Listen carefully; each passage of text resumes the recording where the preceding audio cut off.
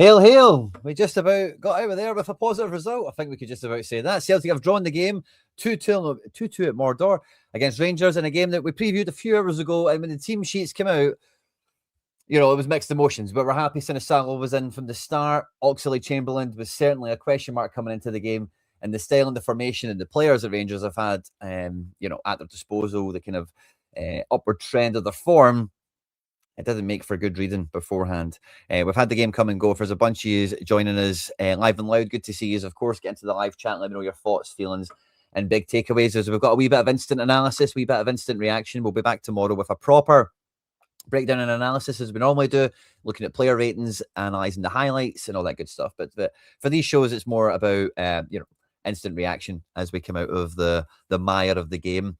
And I think for myself, the first half wasn't really too surprising in terms of how Rangers operated and how they tried to go around the game. I just really couldn't believe in the first half how much space that they were getting down the left-hand side. They did a really good job of Araujo having to look after Moore in these wide areas, and Romans just got the full gift of the left-hand side here. I really did feel that, and I said it pre-match, the wings were going to be, if we could catch them out of space or we could catch them out of position, where we would be able to turn them round and catch them into pockets. And we very, very rarely managed to capitalise in those spaces. If anything, it was actually Rangers that were catching those spaces when fullbacks were tucking in, and they were allowing their wider players, whether it be Olsen or Moore, to kind of pop out into the wide zone. I must say, though, it was a bit lopsided in the sense of Dujon Sterling maybe didn't gallop up the pitch as much as I would have expected pre-match. Olsen was a lot more wider. He did hang in central, did fill the role and stuff, but it was much more like Romans for the left, Olsen for the right, and Moore was, certainly popping into wee pockets and stuff, but it would be found more centrally at times, and we really did struggle to get on them. It was my number one fear with the team sheet with Oxlade-Chamberlain was, would he be able to keep the middle of the pitch tight for us? Would he be able to be quite effective on the ball? I think out of the 2 or 3 occasions he was on the ball, he had a nice moment where he slips in Dyson, and Dyson on the wing, honestly, has been an absolute frustration and a half this season, and it feels like it gets worse week on week, but today, again, couldn't pick his nose, really. Could not pick a pass out to save himself. And had a bit of a tweet. I don't know what it is, right, about my phone or whatever it is, but whenever I go to tweet stuff at halftime, it doesn't always go out. And sometimes it goes out at full time, and then I'm getting stuff out there. But I was shocked. Adamu came off for Dyson just with the lack of football acumen that Dyson's been showing in the game and just generally quite recently. But for me, I think really Oxlade-Chamberlain was a man down in the first half. He never really offered anything on the defensive side of the ball, and on the ball, he never had enough about him to take them out of the game or to really impose himself. He did have a few nice touches, don't get me wrong, a pass or two that was okay, but beyond that, it wasn't too much. I expected Tierney, and I said in my pre-game that I thought Tierney would be a difference maker for us, a potential headline maker. It obviously pops up. I don't know, mate. I don't know. You stop this channel being recommended. I'm not in the business of that. I'm in the business of getting the channel recommended. But yeah, thanks for jumping into the comments. Hit the like button. Make sure to hit subscribe for more content like this as well, of course. But we didn't really get Tierney high up the pitch. We never really got Araujo high up the pitch as well. And with the wings being the area where we might have got some change out, it wasn't just the disconnect between the forward lines. Again, I felt like Adamu and even Nygren at points were lost at sea, kind of cut adrift. But we weren't really able to get into the game at any point. There was no area of the pitch where we were confident, comfortable, composed, able to put our foot on it and really get things going. And Rangers looked as good as I've ever seen them, to be honest with you. I'm generally just a big fan of the tactics that they've went for in general. And they played it very well in the first half. We really struggled to keep up with the shadows. Even if you think about the first, I think it was 2 minutes or something, Chuck Ruani was the player that got released out the centre and broke away down a channel to kind of across from wide. I forget exactly how it panned out. But they were very well versed and very well organised in their shape. And again, if we are scouting them and we're coming into this game, I don't know how we have not focused on trying to catch this Romans high, because he was, and yeah, they had this guy kind of covering in. There wasn't blatant space to go and exploit. But when you've got the likes of Yang, Araujo has been an improving player in the final third from an attacking point of view as weeks have gone on. We never really got any of them into the game in a big way. I thought Yang, just as much as Dyson, was quite absent in the game. I expected, Adamu, and the press in the first half was just nowhere near what we're used to having. And I put a lot of that on Yang as well. I don't think he really I don't know. It's hard to put into words before really reviewing the game correctly, but I really felt that the wings gave us nothing. I felt that Oxlade-Chamberlain kind of gave us nothing. And really, it felt like Rangers had extra players everywhere. You know, they were very well organised and really punished us. And the goals that they scored, the overhead kick, like, wow, what a hit from him. And the second goal, again, whatever. Bad clearance from Dane Murray. Of course, he gets an error led to goal credited to him. But then we get to half time, essentially. Whose heart sank when they saw Rio on the pen? It says Simon Fedeni. Now, this is something, by the way, there's been a bit of a running narrative as we kind of move on with the game a bit here. But regular viewers and long-standing viewers of the channel will know that Rio has been itching for penalty kick duty for years. You remember there's been some moments over the years where O'Reilly's had the penalty duties and then O'Reilly's not been on the pitch and somebody else has maybe got them. Rio's picked up the ball. McGregor's had to give the ball to someone else to take it. I can't even remember who all the players were involved at that point, but Rio has been on a journey to take penalty kicks at Celtic for the last 5 years or something. So I was not nervous on Hatate, although I probably should have been seeing the way he'd taken it, but I was nervous on not him being a penalty taker, but maybe him, or maybe just the occasion, the pressure, the clock was running down right in front of our fans and everything. I did feel a little bit of, oh God, please just get back. I thought, this is your time, Rio. You've been dying for penalties, you know. We all said the other day, pack the midfield. We didn't need the wingers first half. Hoopsaholic. Great summary. And we actually get there later in the game. We'll kind of take this one step at a time. At half time, we take off Adamu and we take off Oxlade-Chamberlain. We bring in Rio, Hatate, and Seb the Reb. Now, again, with the exception of Dyson Maeda being the centre forward, this is the team I wanted us to start with. I wanted to have Hatate in the midfield here to do the shift we've seen against Stuttgart, but also try and recapture some of the dominance that we've seen from him in that role domestically. And I think, well, you know, Hatate's done really well in the attacking midfield role. Again, we've spoke about what he gives you up there numerous times. We've seen him at fullback not too long ago, and there's always been that kind of chat around him being deeper and whatever. But I think in this game, you can clearly see that Hatate benefits from having the game in front of him, just in a big way, you know, especially where he's at right now, the influence he wants. Because if he's standing off the game the way he is, he's able to then run through and pick up the balls a lot better. Whereas normally under Rodgers and some other managers, he's already positioned up here. So then you're receiving the ball on the half turn or back to goal. And, you know, field of view or vision of the game maybe isn't everything. And yeah, he's got balls down his channel before and all the rest of it. But I just feel that he really benefits from seeing everything. And then he goes, okay, well, I'll pop the ball out to you. And I know I can go and take this run up here. Or maybe not to him, but to him, you know, that kind of vibe. So I think he had a great game. He's clearly, I think, Celtic is man of the match. The man that really swung the pendulum back in our favour. And same thing as I said about, I think McKeown was a huge catalyst at Stuttgart. And I think really Hatate takes all the plaudits, and rightfully so. But I think second half, we got a better shift out in Nygren. Nygren's second half was doing a great job of filtering those balls in from Hatate into the front three. And I just felt that Nygren's kind of overall game worked really well. And I'm of the opinion now that Dyson and Nygren is the duet to go with here. I think they complement each other really well, because when you see, I was not happy that Dyson stayed on the pitch. I was not happy to see Dyson even come in at centre forward initially, because Adamu, maybe, you know, whatever, Big Tam, you know what I mean? Like, the reason for it really is we knew in January we needed to add stuff in, and really, there's no Araujo. Do we count him as a January signing? I guess we do.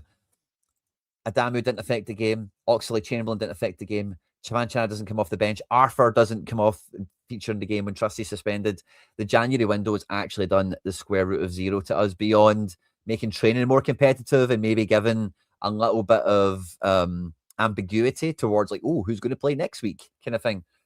But I think in the second half, you know, the shape change makes a big difference to getting more out in Nygren. We then later in the game, and I forget the exact sequence of the subs, but we then bring off Yang for McKeown and Sarachi for Tierney, it wasn't it? And at this point, this is when I thought, this is the sort of team, maybe not quite Sarachi for Tierney, but in terms of even McKeown, because with Romans being this kind of flying up and down the line wing back, Araujo has kind of got, you know, don't get me wrong, you don't want to discount Mikey Moore or whatever, but although McKeown can play wide, he tucks in very well. And then when there was spells where the possession's in the middle of the pitch, it doesn't make you feel like a man down, can break into those areas as well. And Dyson, then there's a bit of freedom for him. But I think especially with Dyson being through the middle, what you really got was he brings the centre-backs back with him because they know that he's going to burn them. He's going to take them into the offside trap. He's going to be the ball that kind of gets released from long, that kind of thing. So they can't give him lots of grass to break the offside trap and run into. They need to try and not give him a head start. And that just opens up everything for Nygren to then roam in. If you compare that to the first half, and like I say, I've not looked back at the highlights or anything yet, but Adamu is quite free to roam around, and Rangers didn't really worry about him to the same extent that they did. And then subsequently, they can step up a bit more and just closes out some of these gaps. And it makes it harder for all these players. And again, we're messing around with substitutions and who was on the pitch together and whatever. But I did feel that actually Dyson through the middle is a tactical change. It really just pushed Rangers' defence back. It opened up a lot more space for Nygren. And having Taneki on the left who can dribble was a real game changer because we never got any dribbling out of Yang on the right. And as we've mentioned already with Dyson, it's like he's wearing 2 right boots today. I would say left, but it feels like he hits everything with his left foot. Is there a world where you play Srirachi and Tierney together? Is there not something to be said about playing your best players regardless of what positions are? What's your take? Now, DMAC, at halftime, see, before we actually knew that, well, we seen Hatate and Taneki were warming up. I actually thought at that moment I would have put on Rio and Srirachi, and I would have put Srirachi into here just for that, you know, the kind of thing that you're talking about, you know, just get the better player on, a guy who's really going to be nippy and tenacious right in their face. And final third-wise, Srirachi is really keen on getting into the box and delivering. And in this scenario as well, I still had Adamu on the pitch, obviously. So I kind of had that train of thought that you had as well, and I would go along with it. I think we just maybe have a bit too big of a squad now where that's really going to come up in the options list or the realistic options, especially with Tierney being minute managed. There's just no going to get away from that. But I agree that you kind of want your best players on, and I don't mind cheating. You know, I really don't. I really don't mind it. You've seen it with Rangers at times where Olsen never really came all the way into the middle or even appeared on the left, but Mikey Moore and Nadiri were so free that at times, and again, it maybe been Tierney on the pitch, you could feel that they were overloading and trying to pull people out. And again, the thing that they did to this system a lot of justice is because the way that they will play down the right-hand side, for example, they'll bring everyone over and it just opens up so much of the pitch for this other player. And Rangers moved from left to right. That was the times in the game where it got scary. It was when it was from over here and very quickly they're moving it from here to there and they're moving from left to right. And the whole, the whole team is having to adjust and move over. And as the ball's moving even quicker and everyone's scrambling across and looking towards goal, then they kind of then reverse direction and go behind everyone's their body movement and that kind of thing. And they, you know, credit to Rangers, they did that. So they did that aspect of it very well. Don't even know what was going on there with the click and drag, but a wee bit glitched on us, but we've just about got it back. And I think Hatate, I mentioned this before the game, but I don't think McGregor or the fullbacks had the confidence to go forward when Oxlade-Chamberlain was on the pitch. But I do think that when Hatate is in the midfield, you just felt that there's a bit more confidence that if someone's going to go forward, he's going to clean up for you. Because that's, again, even if he's in the attacking positions, one of Rio's main USPs is defensive recoveries, is winning the ball back and getting in amongst it. So you just felt that the team had a bit more confidence, a bit more freedom to go forward in numbers when possible. And as I say, I think Hatate is the main man, the headline maker, the difference maker on the day. But I do think there's a lot to be said for what that gave Nygren in the match. And I think the Nygren-Dyson combination was a huge element of what made the second half different. Love Araujo's attitude, especially when he moved away back from the melee and beckoning for Raskin to follow. I enjoyed watching all that, and you could see like Araujo is get that proper, you know what I mean? Like he's got that bit between the teeth. He is game for it, and I don't know what he said, but he peed a lot of them off, man. Looking at the Rangers players, they were raging with whatever was going on, you know. And between Kobe Donovan, Chvan Chara, Araujo, there was a few of them, man, that were like right up for getting into it. Martin's in there getting everyone. Doesn't want anyone sent off or anything. I thought the Diamande could have been sent off at full time for it, yeah. But Araujo's, I won't read that full part of the comment now, but it was on point. Thought apart from the mistake, Murray was good, defended the box brilliantly, and won loads of aerial duels. I would agree with you. I thought Murray was good without being a standout. Sadly, like we said pre-match, you can't be totally confident on him being ready for this game, and you can back everything on him. And I think again, he's learning mistakes, isn't he, this season? If you look at all of his appearances where there's been faux pas, there's been little errors. And the only solace you can take out of it as the club, as the fans, is that he learns from this, and he's getting, he's scarred from it. Doesn't make those mistakes again where he misjudges it or tries to take it on his left. He probably should have just walked into that ball a bit more. He's received it from this type of area here and he's tried to slash at it with his left foot. Maybe just walk into it, let it come off your tummy a bit, take it into this pocket here, get an air touch on it before then try to smash it. Something like that, I don't know. But yeah, let's hope. Hail, hail, Jimmy boy. Good to see you. Got to be honest, it's almost a pity Murray played so well in Germany because I really like what I briefly saw from Arthur. Yeah, Arthur could have, again, but derby debuts are risky, aren't they? And again, similar to Hatate compared to Oxlade-Chamberlain, I think that's an important element of the game as well. What happens when I do double click on these things? Oh, so there's stats for the season. I've been trying to avoid that because it's just been clutter, but that's quite cool. Nice wee stat overview we've got in the system. Don't think I really need that for right now. Can we stop going 2 goals down? That would be nice, wouldn't it? Nygren only shows up in the final third, a number 10 that doesn't work with this set of players. I really do think the write-ups on Nygren are very, very harsh. I don't know how he doesn't work. I think the problem is that we need him, we need the team to be, we need everyone in the team to do 2 jobs. I think that's the problem we're at right now.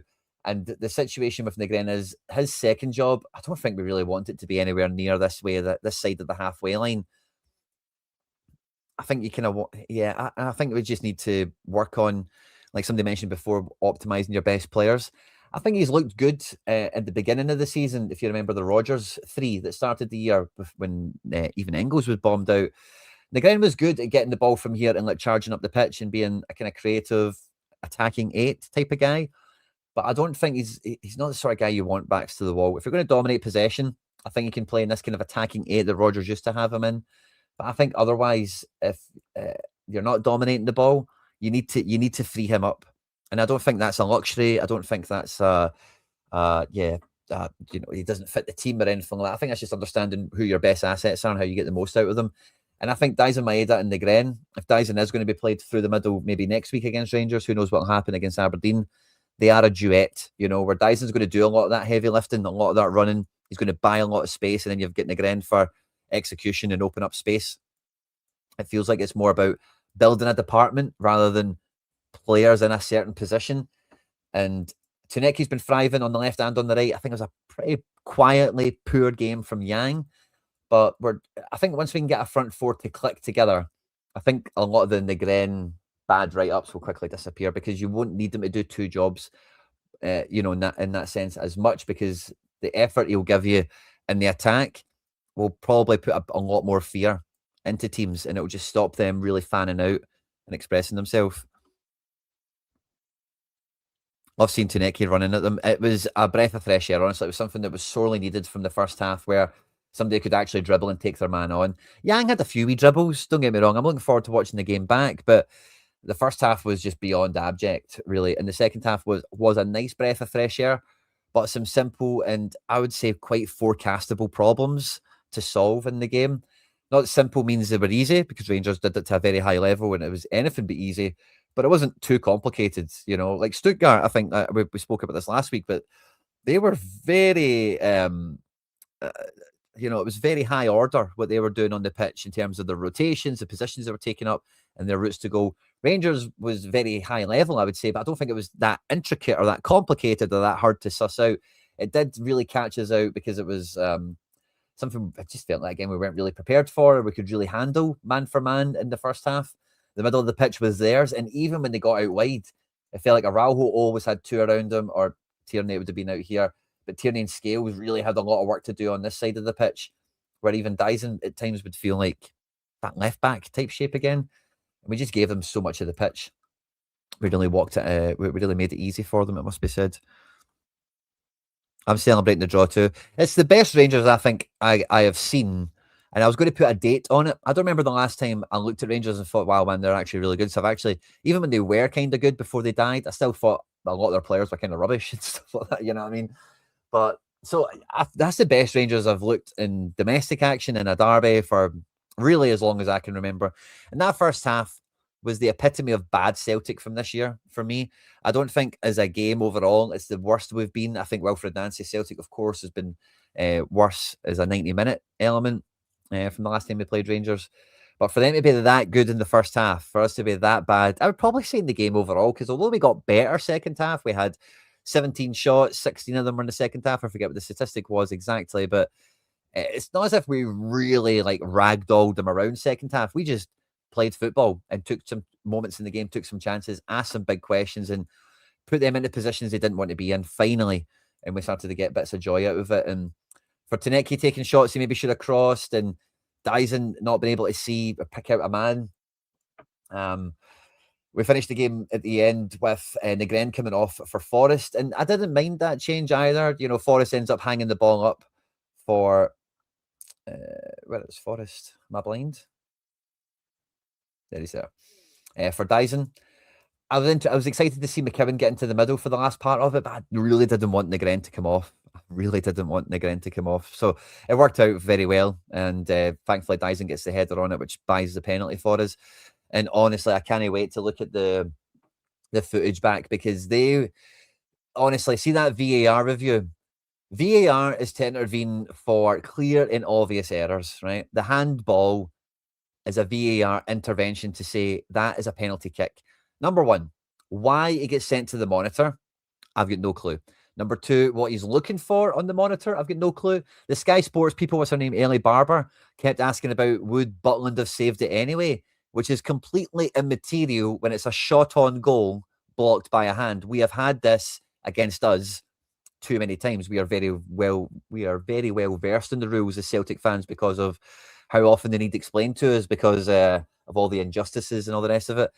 And you know, how long it took standing looking at the VAR, what they were looking for. It was like you could visibly see them clutching at straws. Like, how can we? Is it offside? Did they push Fernandez? Would Butland have saved it? They were desperate to not give it. And again, VAR, its job should have been voice in the earpiece, penalty kick, not go and VAR review it and spend a minute on it thinking about it. You know, it was. I couldn't believe it. I was raging for the first 5 seconds, but then as I seen the stress in his face, like, we can't rule this one out, boys, I just started laughing big time. Do you know the Alexis McAllister laugh track?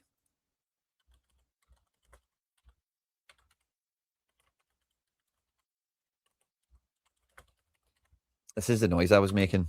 Can I find it?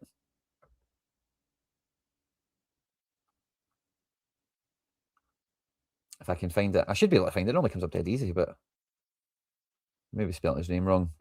But anyway, that was the noise I was making. Maybe need to look on YouTube. It's normally on Twitter I would get it, but so yeah, I quite enjoyed watching the stress in his face. Alexis McAllister. Yeah, I've spelled it right. Yeah, I'll check YouTube. Because I just started making that noise for ages, and I was so buzzing. And again, like, I wasn't worried when Hatate stepped up. Personally, I thought Hatate would do what I thought he would score, right? But I was nervous that maybe the occasion would get to him. Alexis McAllister. There we go. There we go. Found it. Awesome. This is the noise I was making, and he's a true McAllister, but this is how he laughs. He's from Argentina, obviously. I'm a really. so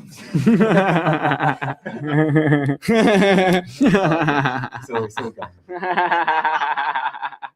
I'm a really.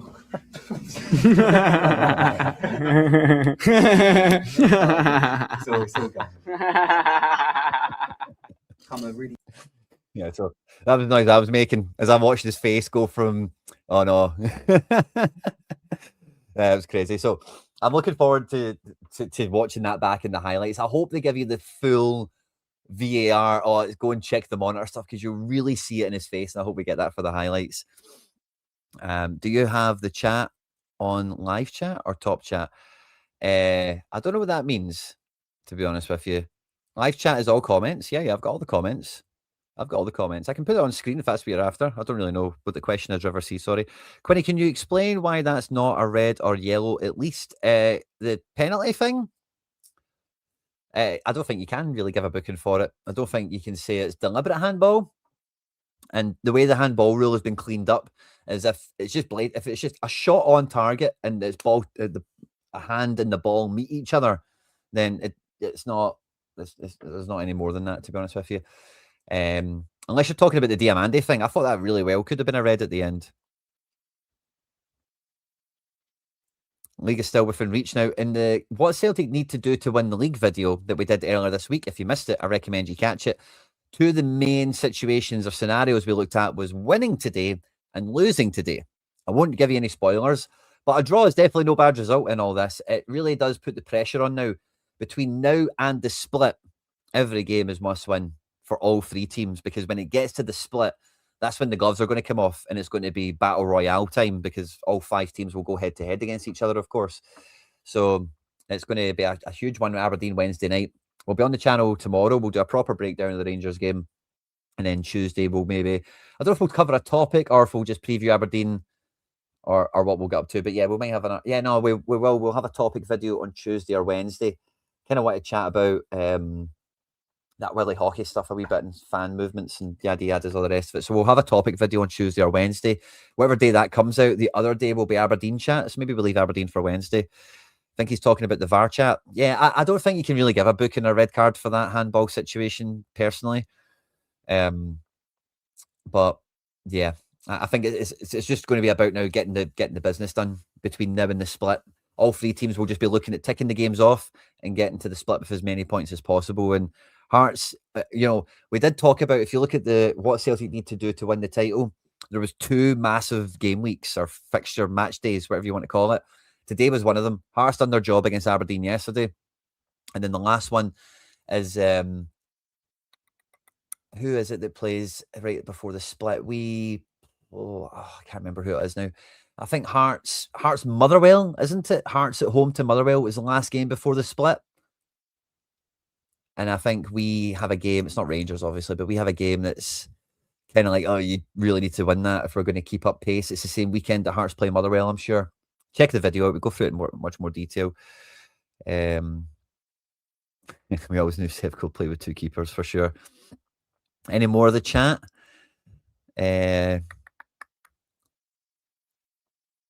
Didn't watch it. I don't blame you, mate. I don't blame you. It's worth the second half's worth a rewatch. It is a stonewaller. It definitely. I don't know how there's a look at the monitor. John Beaton.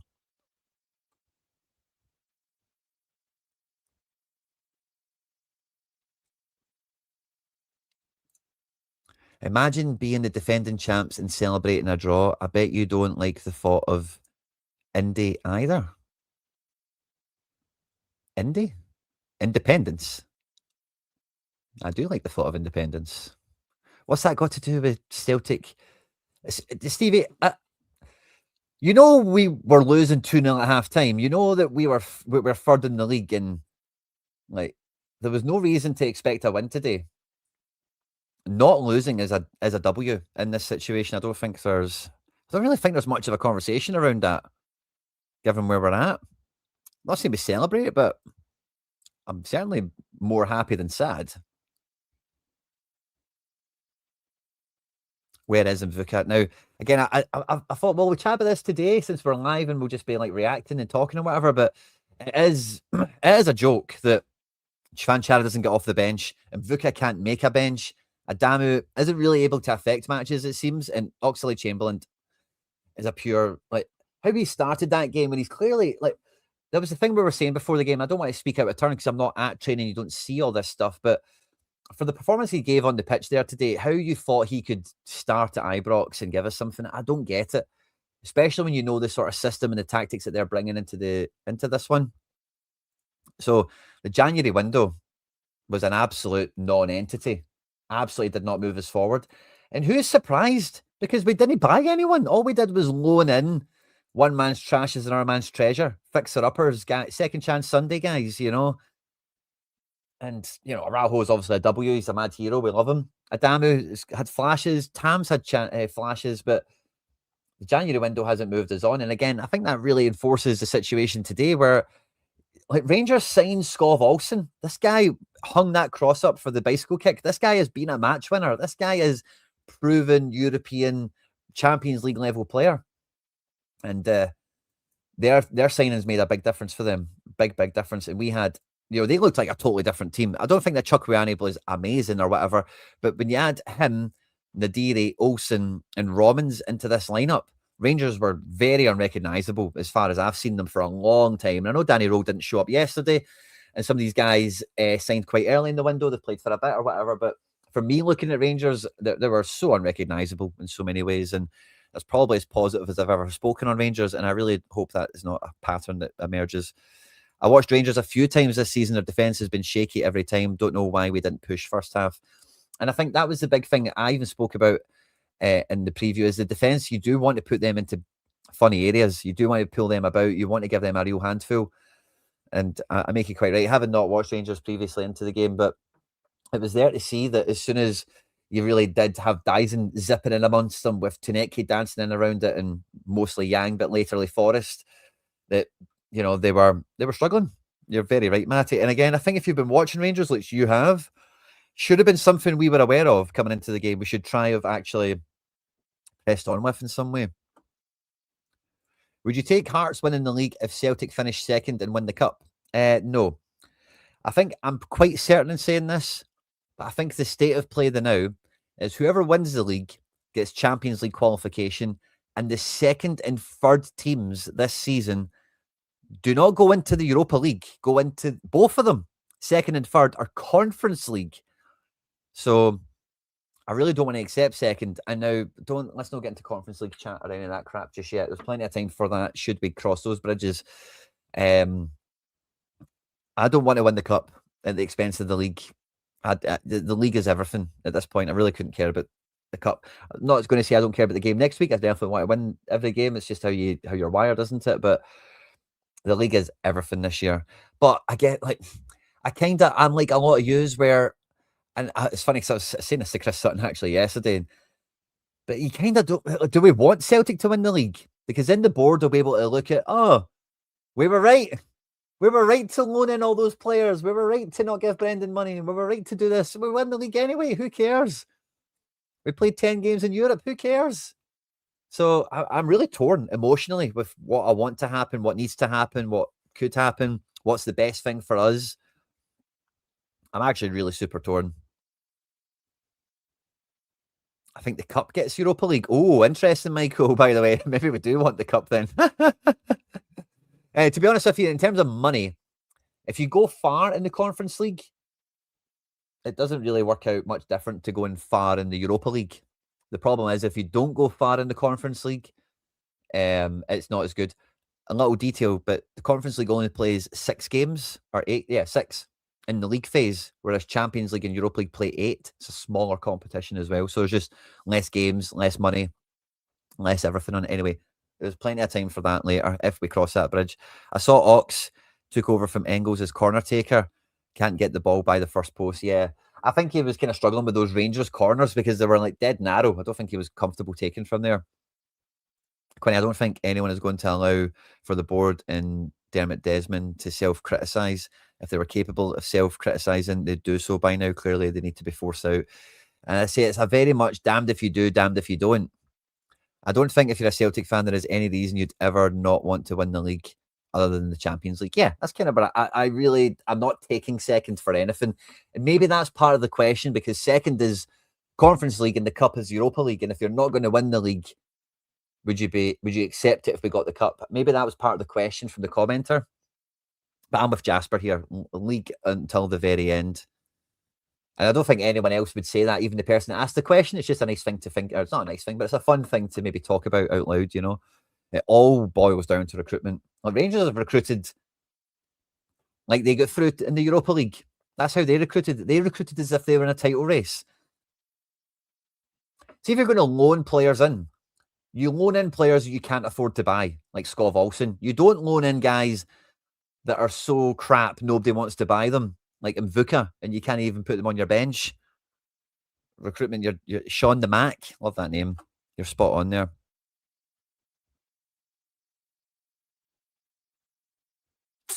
But yeah, it's all on now. I don't even know where to go. I'm just trying to think about anything else in the match to maybe pick up on, but we'll have that for the proper breakdown and review once we've got all the highlights to kind of look at and everything as well.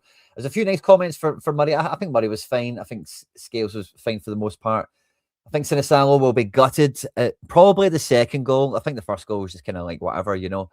But the second goal was quite close to him. I think that's a great finish from Shermite. He does well to buy the space and buy the chance. I think the goalkeeper will be sore that he conceded. And I had this game as a Celtic 2-1 win on preview.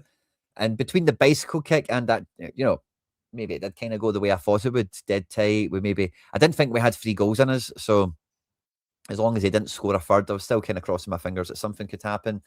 But yeah, Murray, big error led to goal. Solid Raven, oscillate. You can say that again.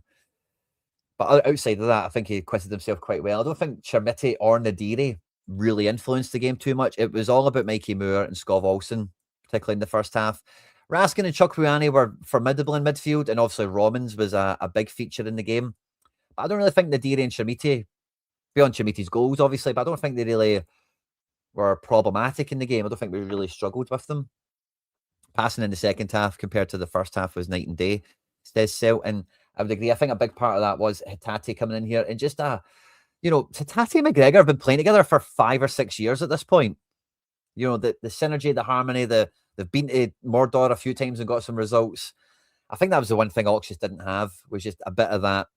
I don't want to say X factor, but it's that je ne sais quoi. It's that untangible, that unspeakable thing that a player that's like Hatate, who's been playing most of the season. Again, Oxlade-Chamberlain is still carrying a lot of ring rust, and he's been there, seen it, done it, brings to the occasion. By hook or by crook, Martin does he go out like that, doesn't go out like that. We won't fall with a whimper if we do at all. Mikey Moo, great comment. I agree with that. I'm glad we've got a full week after the cup game before we play Motherwell. Beat them and it's ours to lose. Motherwell will take points off the other teams, in my opinion. I would agree. I think Motherwell are good for it. Good outside of the error led to go. I guess that's Murray. Isn't good enough for a centre-back. Yeah, that's a very good point, Hacksaw. Quinny, bring up that our combined 11 costs less than 10 million. Our combined 11? Or is that like the Celtic, like everyone that played, you mean? Is that what you're trying to say? Like the sum of the team? Yeah, it's a great point. Sinisalo was like £1 million. Gales was a couple of balls or something, I think we gave his team. Sriracha loan, Araujo loan, Tierney free transfer, Hatate was like £1 million. McGregor, homegrown, McCowan, £1 million, Nygren, £1 million. Forrest, obviously nothing. Yang, like £1 million. Adamu loan. Dyson was like 2 or 3 million quid. And Tuneke was like 5 million quid. Yeah, by the way, the whole squad is like 10 million quid, doesn't it? Kevin McDonald, fast maths. If that's what you meant, by the way. It's a great point. Great point. Loaning players you can't afford to buy. That's the tactic, not loaning guys that are so bad nobody wants to buy them and you need to loan them to figure out if they're any good.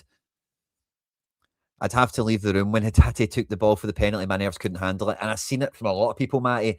And I don't doubt it. I think it's just because I'm aware that Hatate has been itching to take penalties for years and he's been passed by a bunch of times, that I was confident that he is a penalty taker. But it was the pressure, it was the occasion, it was Hatate. He knows he's got flack. He knows he's got that monkey on his back to shake off. Shermite costs more than our combined 11. Kevin is on it, man. Kevin is on it today with the audience participation. I love it. Felt Thomas would have been more. I think having seen the game, I'm very glad whoever decided to put Maeda through the middle. I think that was a mild stroke of genius, and I can't say anything else than that because I think it was a big factor in the game. But I agree that I think Tranchara would have bought us some free kicks. We didn't get many. I don't think we would have got many more. But he's the sort of guy I think you could have bought some fouls off a Suter and Fernandez with.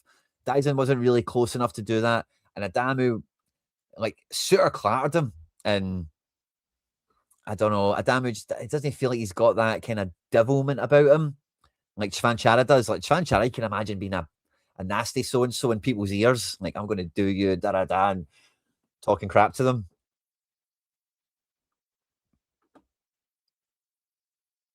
Yeah, Officer Feel Good. The richest club, we don't scout, we wait till agents offer their junk. Exactly. We will do transfers with anyone that wants to leave or come to Celtic, but we will not pursue people or anything different to it. Am I going mental, or when did a clear handball blatantly deny a goal scoring opportunity be an automatic red? Oh, maybe. I think that's like a Luis Suarez, like the guy turns into a goalkeeper thing. I think that's the case. It's a red card, Cal. Happy to be wrong and discuss it, but I think that's the case for that, not the sort of thing that happened today. Leanne Campbell, it's been a while. Good to see you. Rio changed the course of the game, contributed more than that waste of a Jersey so-called captain who was dominated in the centre once again. Hatate did a lot in this game. There's no getting away from. I think he was the big contributor, the big X factor change in the second half. And I think McGregor really does need to have a good look at himself in this role. And I think he offered a lot in this game as Hatate came into it. It was maybe a bit happier to go a bit further forward, but initiative is not something McGregor gives this team. Hatate does, and that's probably where Hatate attracts the criticism from, because he does take initiative, he does try and move forward, he does try and play passes that don't always come off. And yeah, it's frustrating sometimes when maybe from the TV camera position we can see a better ball or we think we know better, but it's way, way better than having midfielders that don't move forward. I'm with you there. Askew and his agent at the game as well. He left with 10 minutes to go. So don't know if he maybe went to the dugout and maybe spoke about the substitutions we had to make or something like that. I don't know. He's just joking, obviously. Suter at least 2 yellows. Yeah. Before he actually get booked. I'm with you there. Weird leaving Big Tam on the bench. I would agree with you there as well. Glad he got it at the third attempt for the penalty. And yeah, Araujo's definitely Araujo's a Celtic fan for life. I think we all know that already, by the way, with the celebration in the crowd the other day and then him giving it tight to them in the Derby situation. Like, Araujo has that material. He has that fabric of what it means to be a Tim, doesn't he? Of what it means to be a Celtic player. I'd be more than happy to keep him at this point, And yeah, next week, by the way, I think next week it can be a more enjoyable game because there's no 3 points on the line. Yeah, there's the cup, and we've kind of touched on that a little bit already. But the pressure of the league is different. I think the cup game could be a bit freer, and having the old school Celtic away end. Have any of these players had that except for McGregor? Because Ange came in post-COVID. Did Ange ever get a full away end with Dyson Maeda and Hatate and all that? I could see Hatate and Dyson in that getting some superpowers with that type of atmosphere, because Celtic Park has been fucking dead for an atmosphere for ages, as we know. Not everyone is a badge kisser. What does that mean? Sorry.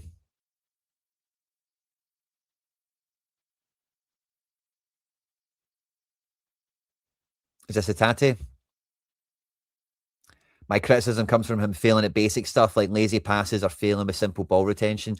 I hate it when he gets his pocket picked, when he is like a wee bit too like, oh, I've got the ball, and doesn't really protect it and someone just nicks it off him and stuff. It does wind me up too. But sadly, I think it is you take the good with the great. We don't have a complete player in the midfield. I think we would all agree with that. Hatate done today what we've been looking for our midfielders to do all season, and that is take the ball off our centre halves. It's not just taking the ball off the centre halves, but it's being central with it and going central. Because McGregor takes the ball off the centre backs all day, but he'll move it to the left back or the right back and tell him to play up the wing rather than McGregor smashing it out to the wing. And that's something that Oxlade-Chamberlain does and did a little bit, but it just wasn't enough to be a feature of the game that really helped us, I think. I'll hang on for another 5 or 10, and then I'll probably love yous and leave yous guys and let yous catch up with the rest of your Sunday. And we'll be back tomorrow to do a proper breakdown of the game.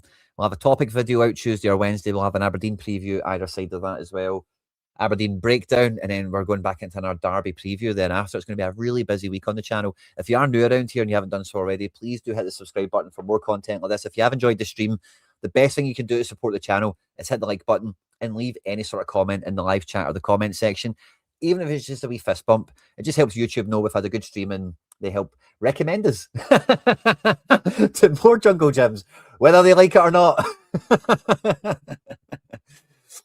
And I'm always a big fan of supporting fan media. You'll often see me liking and dropping a fist bump on live chats whenever I drop in. And it really, guys, it means a lot. If you do that, it really does help content spread very much. So I do my bit to help Celtic fan media that I listen to, and hopefully, if you have listened, you can help me out a little bit as well. Hatate needs a backs against the wall game to turn up. I don't think it's quite that hacksaw. Like I mentioned earlier, I think it's a lot more of. I think Hatate. I think he needs confidence. I think Martin Neal played him in attacking midfield in his first stint, and it was the best Hatate we've seen this season. If you look back at the highlights, Martin Neal's first stint, Hatate was in attacking midfield. And I think Hatate is a guy that if you're PO'd, if you imagine you're the coach of the managers, but if he feels that he's not done enough and then they're unhappy with him, he feels like a guy that wilts a bit, you know what I mean? And he needs a bit of that chip on his shoulder and then a good performance to kind of capture it all back in. So I'm with you there that he's maybe volatile or sensitive to going hot and cold. I'm with you there overall, but I don't think he's been lacking all season. I think there's been minutes and not minutes. I think there's been moments and spells in the season when he's been fine and better, but he has overall been not good this season. Of that, there is no doubt. Thomas Ronyan, legend. Thank you very much, my man. Love to see you joining the chat for this one. If Sinisalo got injured, it would have been Duhan who would be in goals. Notable in the Stuttgart game, it was mostly Rio taking the ball from Sinisalo and moving forward and not McGregor. And that's, again, some of the long-standing viewers of the channel, I can't remember when it was, but there's been it won't be easy to work it out. It won't be hard to work it out, sorry, right? Let's have a look. We'll do match ratings properly tomorrow. You maybe get a wee spoiler there if you want to check it out, right? But when was the last time McGregor didn't play? Because we've had a few of these games. Oh, he didn't play a derby. How did we do in that one? We lost 3-2. Is that this season? Jota played, must have been last year. Kuhn, yeah. McKeown, Engels, Hatate. I've not got a great memory of that. Is that the water squishy game, maybe? I'm not sure. There'll be another one. But anyway, there was these games here. Motherwell, we won 3-0. If you go and check the highlights of this game, it really felt like, and I remember doing the breakdown for, it might have been this game or it might have been the Dundee game that followed it.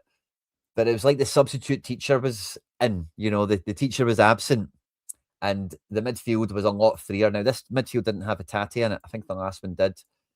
And you really did feel that it was a wee bit, there was a little bit of schools out mentality where the players just felt a lot freer. And we often reference McGregor as being the centre of gravity. And when McGregor's not in the team, that centre of gravity's gone. You're going back a long way. Alex Valle played this game. The team just had a lot more symmetry to it. And because of that, it was way tougher to deal with. And McKeown had, we're just glancing at statistics here, but the whole defence played great. Hatate, without a decisive action, performed very, very well in the game. And I think skipping McGregor out is a big part of it. It's not just that Hatate's doing something, but it's because of what McGregor does and what everyone else knows, right? McGregor's got the ball, so this is going to happen. Whereas you can just skip him out and give it to someone else who rule break for a couple of minutes and just go, or for a second, like, I've got the ball from Sinisalo and I'm going to play it to you. And then we're going to go and play. Well, kind of got everyone on the pitch now, don't I? But Celtic Bolshevik, great comment. And I really agree with your insight here.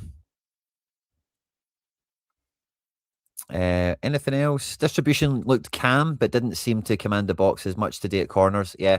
I thought with Murray on, I was actually a bit more optimistic around the corners, but like someone mentioned before, with Oxlade-Chamberlain, we couldn't really, the corners we did get, we didn't really make them count at all, did we? And I'm always a bit frustrated when I see I'll just take this off screens for in the final kind of minutes or so, but I'm always frustrated when I see like the basic setup for defending we have is like, we all kind of mark each other in like a little straight line. And then from there, somebody runs front post, somebody hangs back, and we all kind of split up from there. I'd like to see, like with the amount of domination we have in matches generally, we should have some clever set pieces where everyone stands on the edge of the box or everyone stands at the back post, or, you do some interesting things to put defenders into situations they don't want to be in. And then you get the ball delivered where you want the ball delivered and you have some sort of organization towards attacking it. So we're still left wanting, I think, in terms of the attacking set pieces. Defending, I thought we did better than I would have feared coming into the game. I thought Rangers probably scored from a corner today coming into the match, and didn't really feel like that was really much of a threat in this one. Yeah, I think, Regina, that's the number one frustration with McGregor is, like, as he passes the ball to the right back, he tells the right back to play the right winger when he should just play the right winger. You know, there was a scene in the game, I don't know if it will get included in the highlights, but Raskin at one point, can I just clean this up a bit? Sorry. Just so it's 11 on the pitch. But Raskin actually got involved in the press really high up, and all they had back in their midfield was Chuck Riani. I think Romans might have been quite high as well. And McGregor gets on the ball, and McGregor wants to pass between centre backs and move it out to the fullback, and he gives Raskin all the time he needs to set back up. And it was a real epitome of what we do when McGregor is allowed to dictate the ball from the back, where by the time we get it to the halfway line or we get it to a fullback or a winger, they've had more than enough time to get back in and set. There's no urgency. And we spoke about it pre-match. 1 touch, 2 touch, move it quickly. This football is end to end that they try to play, and we need to be end to end to take advantage of it. First half, we were not at all. This Romans guy had nothing from Yang, and it felt like between Romans and Moore, they were doubling up on Araujo a lot. You know, and anyway, I'm kind of going back to what we spoke about earlier. It's amazing how often we lose the ball from our throw-ins. And again, DMAC is something we're forever cursing on this. You know, the thing about throw-ins for me as a coach that I always enjoyed or thought about them is it's the most controllable thing in a football game that you can practice on a training ground. You know, like if you want to do routes to goal or winger play or, you know, anything you might imagine where, okay, let's work out how we're going to attack the ball. You don't know what the opposition is going to do too much. They might play 5 at the back. They might go man to man. They might stand off you, and they can, or, you know, even the situations when they unfold in the match, they're never perfect from the training ground. You know, always need to kind of, think on your feet, read the situation, and that kind of thing. But with throw-ins, even the ones that are in the halfway line, maybe you're not going to throw it in for like a goal scoring opportunity or anything, but a controlled restart in and around the middle third of the pitch, you can really like set your whole team up the way you want to, make the opposition set up in really awkward ways. And if you can be smart with it, for me, it's the easiest thing to take training ground to pitch, and it's so underutilized. We need a striker, Big Dom. We signed 2 of them in January. We have Iheanacho as well. Guys, I told you Iheanacho is a money thing. See, for him not to be in the squad today, Shvancharad not to get off the bench, Iheanacho is a money thing. I won't be shaking on that. I will now be surprised if we see Iheanacho play in the league again as things stand. I really do feel there's some sort of contractual thing with him. And Tuneki from the start or from the bench is an interesting thing, by the way. I would have much rather see Tuneki starting this, although I agree with you from the bench, he is effective. There's no getting away from that. A bit of a damned if you do, damned if you don't again, because I think Tuneki, from what you've seen of him at the beginning, I think if you could start the game again, you would start Tuneki, wouldn't you? And that was Ange's philosophy. Just go back in quick. And with Ange's philosophy, the number one element of it is some of you might not know this, probably you all do, but you might not. The offside rule doesn't apply at throw-ins. You cannot be offside at a throw-in. So if Daisen Maeda or Kyogo, for example, used to just want to be up here, and we could just, the thing with the throw-ins with Ange was quick, you know, because you're not offside. You can just throw it up here. You know what I mean? You can just cheat, as we like to say here quite a lot, you know. So I can go with that, Barry boy. I can totally go with that. But that needs to be a complete buy-in. Like Ange, we never stop, full tempo, full throttle football. I don't think it can just be like, right, this is what we're doing now, because you'll just throw it up here and it'll be the same problem we've got where we turn it over and we invite pressure onto us, you know.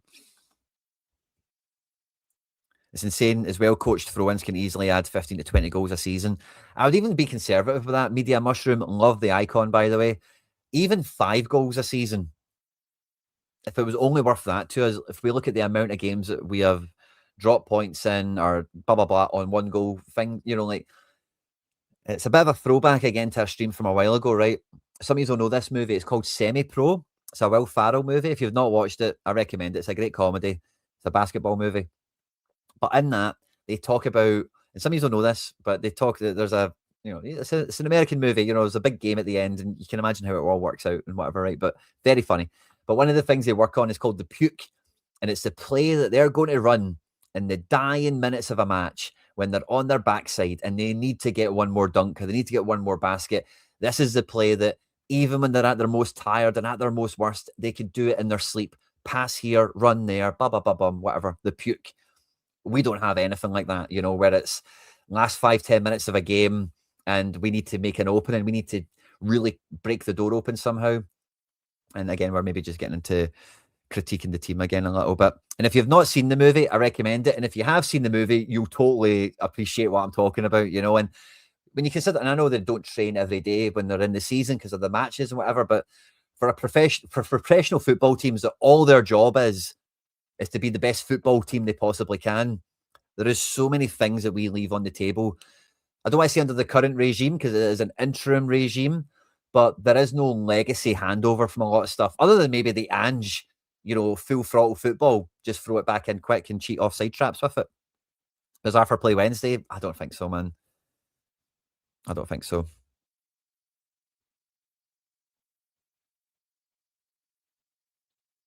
The questions in the comments are on fire, by the way. Juranovic and AJ both have long throws for national teams. They were never used. Interesting. We managed to get a draw without a striker in the second half. Sean, I really agree with that comment. But I think Dyson was much more of the, you know, he was an anchor for us. He really bought a lot of space, I felt, with his movement for Nygren to be in these pockets. But yeah, we didn't have it. I don't think we had a striker really for the whole game, to be honest. And yeah, we passed back to centre backs and goalkeeper from every free kick. Again, Media Mushroom, great point. Taneke must have license to F up. Even stuff that doesn't come off pins the defence back, creates doubt and asks questions. And eventually you get goals from that. Yeah, totally. And he made a huge difference because Sterling didn't want to handle him one-on-one. And then other players need to compensate for that. And as the game went on, you seen Taneke had more players to deal with, which is perfect, like you say, because then it just opens up some space for somebody else. And then we're asking them difficult questions. We're then getting some buy-in. So, Paul, I'm with you. You need to give those wingers license to attack. Maybe we could hire Shaq. Trusty. Oh, it shouldn't be. But sometimes, sometimes some leagues and clubs, and not leagues, but I think Trusty can play next weekend, by the way. Pigeon M, I think you're spot on there. Yeah, Murray is 6'4".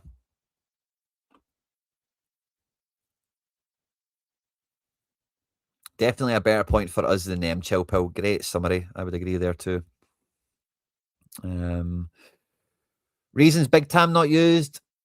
Well, we did double sub at halftime, and then we did a double sub and halfway through the half where we do Tierney Sriracha, and we did McKeown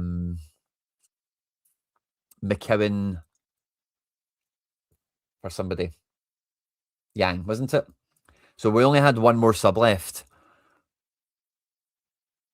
And yeah, Nygren, I guess Nygren for McKeown, or pardon me, Nygren for Forrest was favoured over maybe even Nygren for Chvanchara, because you still could have moved McKeown into attacking midfield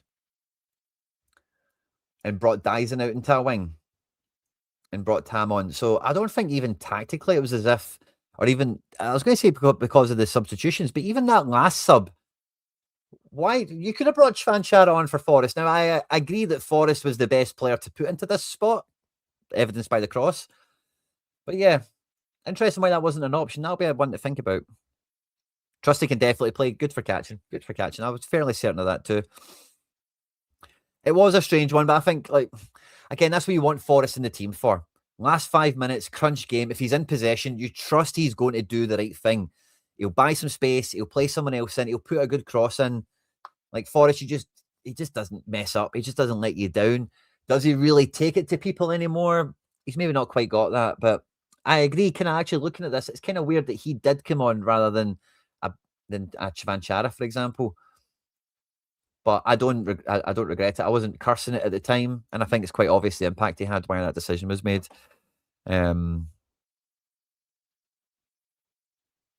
Yeah, Tam might have been better first half than Adamu. If we were to start the game back again, that would be an interesting swap to make. I'm with you there. Exactly, Coffee. Not scared of the situation. Same kind of thing we're chatting about with Tate. He's not phased. He's not like he's coming in the game totally clean of body and mind and ready to go. It wasn't the biggest McKeown fan, but the boy gets it. Yeah, I mean, you need to go into the trenches. That's what you need, big Jimmy boy. Yeah, I'm with you. And that's McKeown. Ralston comes into this category as well as a few other players, but like, it's easy to devalue it when we're doing well and winning. But when you are at the coalface, when guys' injuries are piling up, and we're not in this situation regularly or often or even anytime recently, but that bit unspeakable, untangible is worth way more than I said in one of these. I think I said at the beginning of the January window where I was like, McKeown's probably the midfielder I want to, is probably the most unsellable because he can come off the bench and play kind of anywhere and be happy. Whereas if you go back to January, if you sold like a Hatate or an Engels or even McGregor was linked to Saudi Arabia, you know, like you would maybe think, okay, well, we could go and replace them in the market, sort of thing. So it was a wee point we spoke about before that you've just reminded me of in a weird wee way.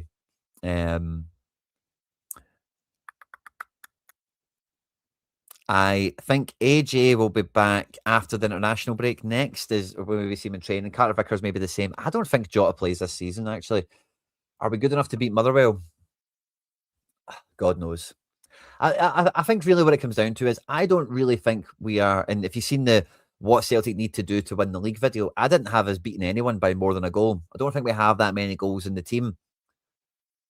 It's about the defence for me now. That's the question. When I think about Motherwell, can we keep them out? If we keep them out, I think we do it. You know, with Sinisalo being in, I have a bit more confidence that could be the case. But we need the midfield to be on point, and we need to take chances. You know, so are we good enough to beat Motherwell? I think you could say we are good enough. Will we do it? I think that it's really about outscoring them. I don't think we have many goals in us.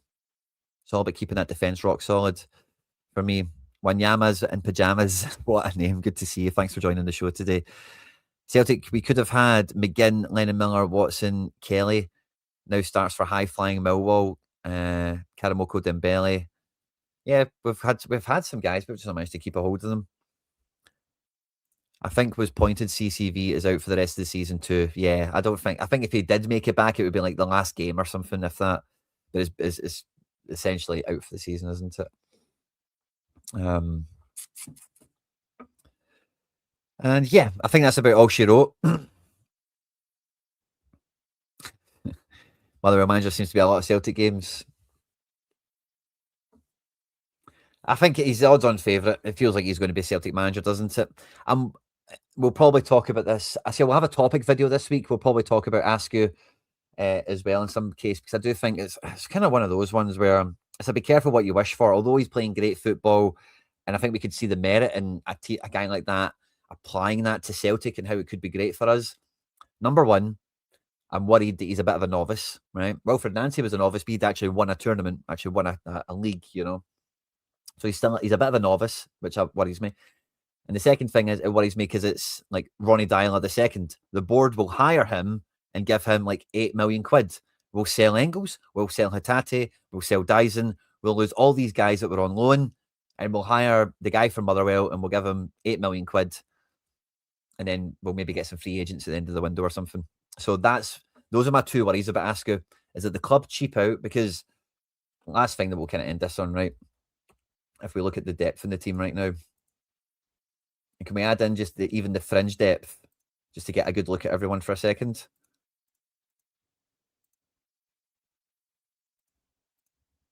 Okay, and we don't have like the absolute fringe depth here. I'm not even going to put Arthur in. Like who'd you cry at? Palma and the Rocky and whatever. I'm not even going to put them on this, right? That'll be a story and a conversation for another day, right? But this is essentially the roster that we, let's not think about Araujo either, that we have just right now. Schmeichel is gone in the summer, yeah? Let's add Duhan back in to the picture. Where's Duhan? Schmeichel is gone in the summer. Sriracha is on loan. Engels will be sold. Hatate, we all feel it's his last season. Same with Dyson Maeda. Balakwisha will be out the door. How much money have we just made by moving all like 40 million quid probably? And Vuka's on loan, won't be staying. Chvanchara's on loan, 7 million quid. I doubt that's happening. Adamu, 4 million quid. You never know. Where's Johnny Kenny? Well, we don't have him here on this. Nygren, McKeown, Oxlade-Chamberlain, a 1-year contract. Bernardo, I can't see him hanging about any longer. Welsh, we probably move him on as well for some profit finally. This is the team the new manager will be coming into. Ian Atcho's on a 1-year contract. Probably doesn't get renewed either, actually. This is probably the team that whoever takes over Celtic is going to be working with. How much money did we just move off? Engels, Maeda, Hitate, Bernardo, and maybe 1 or 2 other guys are going to fetch a couple of quid. You are talking about making 40, 50 million in the summer. We already made money this year. We already have 70 million quid in the bank. Yeah, there's no Champions League money, I get that, but this is now not even a squad. Could you even take this team on pre-season camp? I don't think you could. You'd have to fill it up with the whole B team.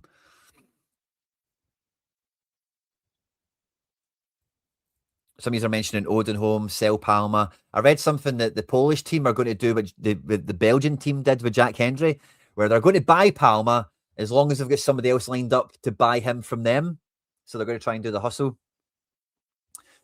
But this is my fear about Askew. If this was the Celtic squad, would you want Askew to join this squad? Is that who you would want? I'm not sure. Because the club will just nickel and dime him in every position.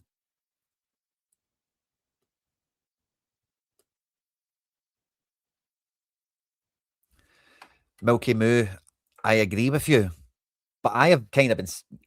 I thought this in January. I thought this in the summer. So I don't know how I can... I'm with you. But I believe that if you give it to Askew, I think it's quite likely. Because let's imagine all those players leave and we bring in 40 million quid, 50 million quid, plus all the money we've made already. How much should we spend in the summer? Look at the squad that we have. How much should we spend? 40 million quid? 30 million quid? At least.